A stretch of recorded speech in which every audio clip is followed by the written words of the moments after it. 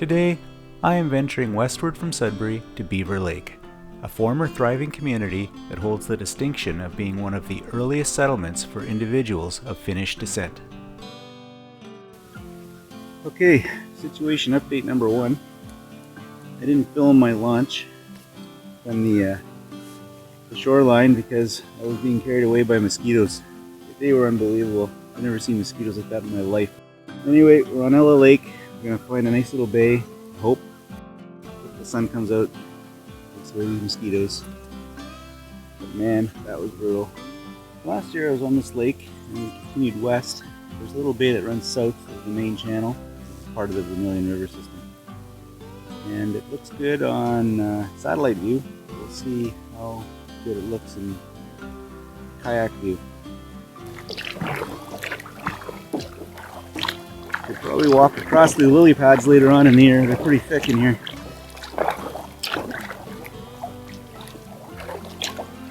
Skies look cloudy today, but they're actually not. It's just a haze. I'm not sure if it's from forest fires around the province or it's just a haze. So I'm hopeful that as we get through this little narrows here, turn to the right and we should see the lake open up.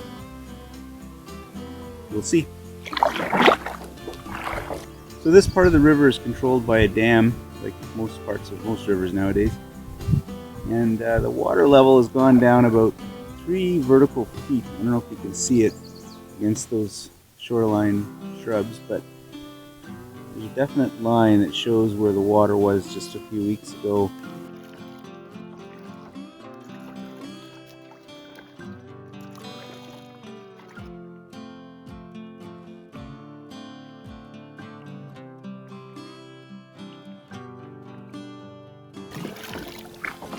Ella Creek connects Ella Lake to the Vermilion River.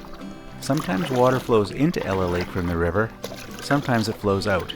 It all depends on the needs of the Lorne Falls power generating station.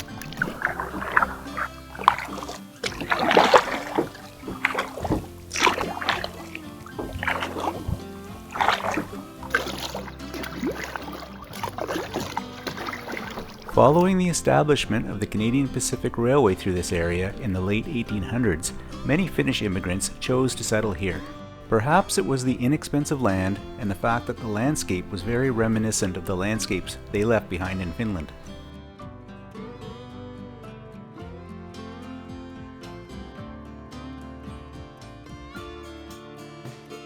The farms were developed on properties close to the Canadian Pacific and Algoma railway lines. The lands were considered marginal for farming purposes, however, this did not deter the early Finns from establishing prosperous farms in areas no one else would work. Along these steep cliffs on the southeast shore, a tragic accident happened in the 1920s. 3 men in a hunting party drowned when their boat capsized, but a father and son were able to save themselves by clinging to the boat. After World War II, the community underwent changes. Finnish immigration slowed, and the subsequent generation sought higher wages from the industries in Sudbury, made easier to get to thanks to the realignment of Highway 17 that ran right through their once isolated community. There are only a few farms left from the many that used to exist in this area. All the businesses, including the general store, are long gone, but the store building still stands prominently along Highway 17.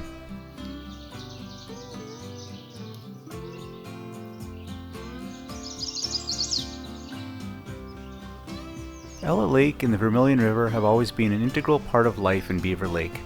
The river was an early transportation route, the lake provided fish, and the forests were good hunting and trapping territory.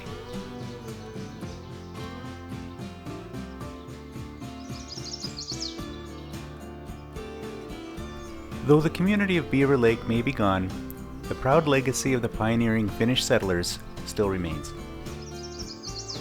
Ella Lake and the Vermilion River are also still here, and as impressive as ever. I hope you enjoyed the video, and thanks for watching.